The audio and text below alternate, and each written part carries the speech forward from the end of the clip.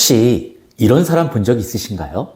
대학 시절엔 말 한마디도 제대로 못하던 조용한 친구가 10년 뒤에 유명한 학원 강사가 돼가지고 입시 시장을 장악하고 예능에도 진출해서 스타가 된 경우 말이죠.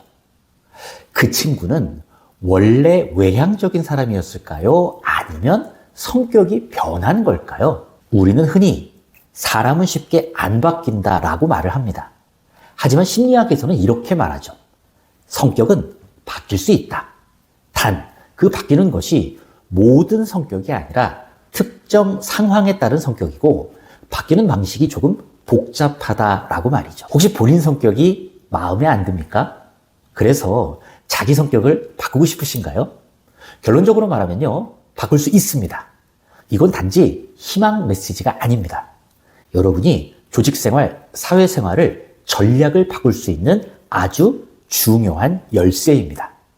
이 영상을 끝까지 보시면요, 이러한 성격의 변화 가능성을 우리는 어떻게 전략적으로 활용할 수 있을까라는 것을 아시게 될 겁니다. 그렇다면 이제부터 성격 변화와 관련해서 우리가 반드시 알아야 될 것이 무엇인가를 3가지로 말씀을 드려보도록 하겠습니다.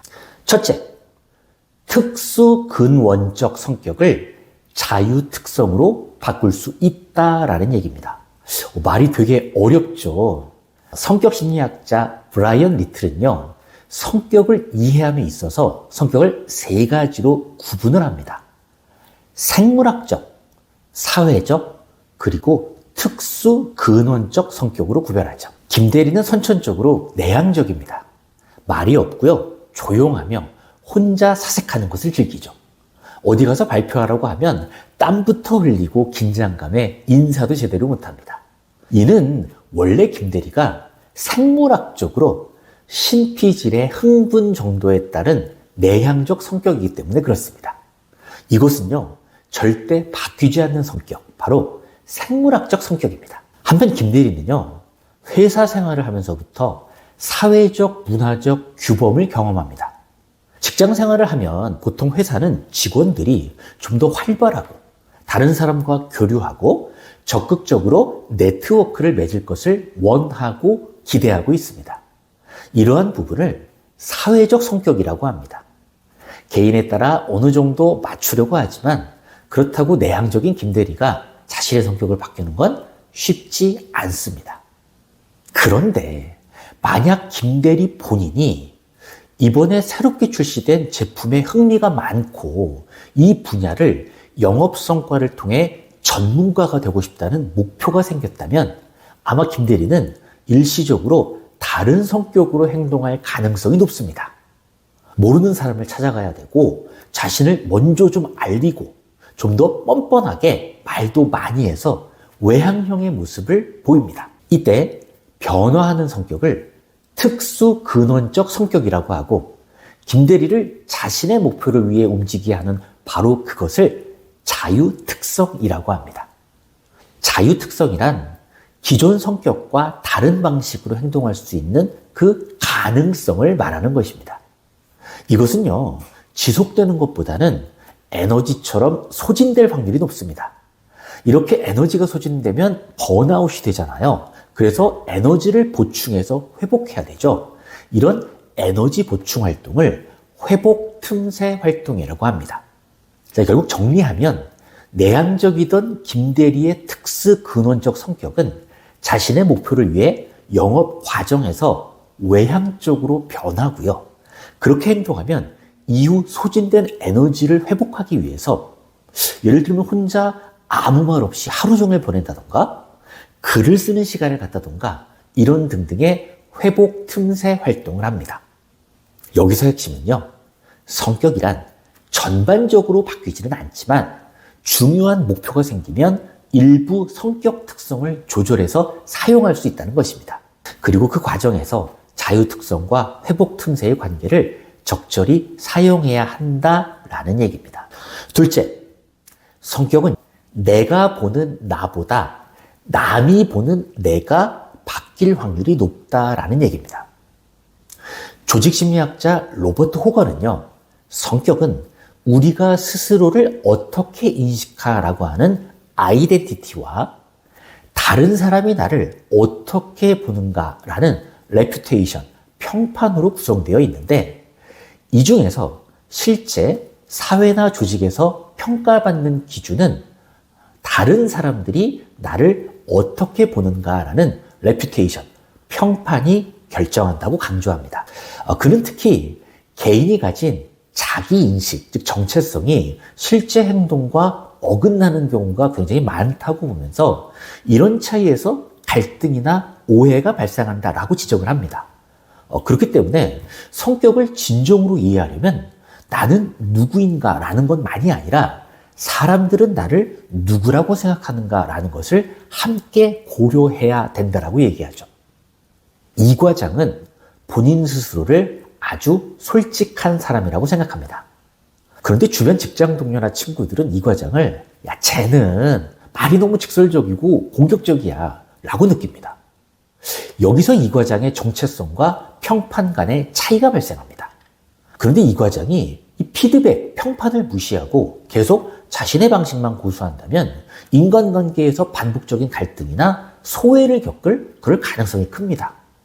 하지만 피드백을 수용하고 자신의 표현 방식을 조금 더 부드럽게 조정한다면 오해도 줄고 관계도 훨씬 좋아질 수 있을 겁니다.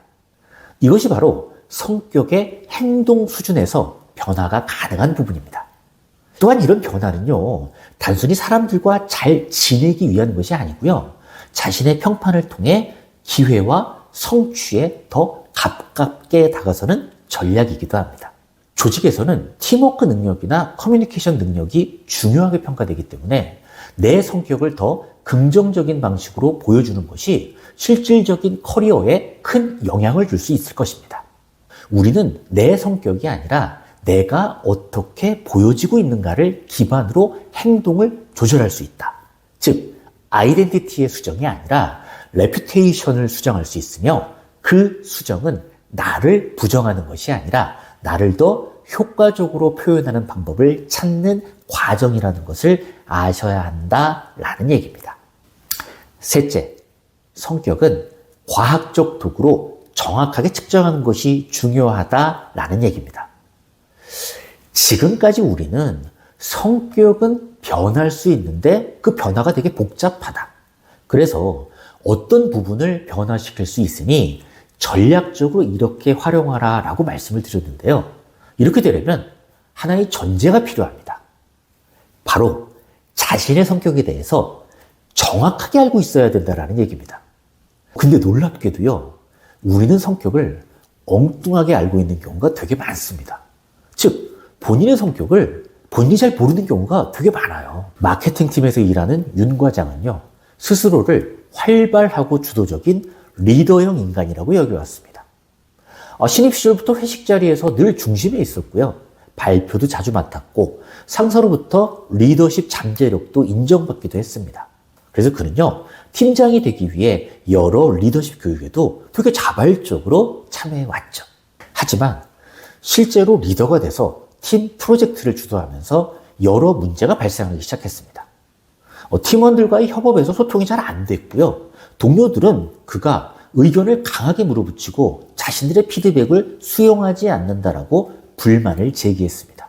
본부장은 윤 과장에게 윤 과장, 실제로 팀원들이 함께 일할 때 당신 스타일이 독단적으로 느껴질 수도 있어 라는 피드백을 줬고 이 소리에 윤 과장은 적지 않게 당황을 했습니다. 그는 자신이 오해받고 있다고 생각했지만 피드백이 계속 반복되자 본인 성격에 대해서 의문이 생기기 시작했습니다.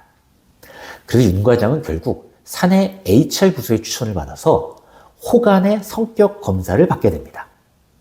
검사 결과는요, 그의 예상과 달랐습니다. 그는 외향성보다는요, 독립성과 분석력이 강한 과업 중심형 성향으로 나타났고요. 대인관계보다는 개인의 집중 과업을 통해서 더 높은 성과를 낼 수 있다는 분석 결과가 나왔습니다. 이 결과를 바탕으로 윤 과장은요, 자신의 커리어의 방향을 조정하기로 결심했습니다.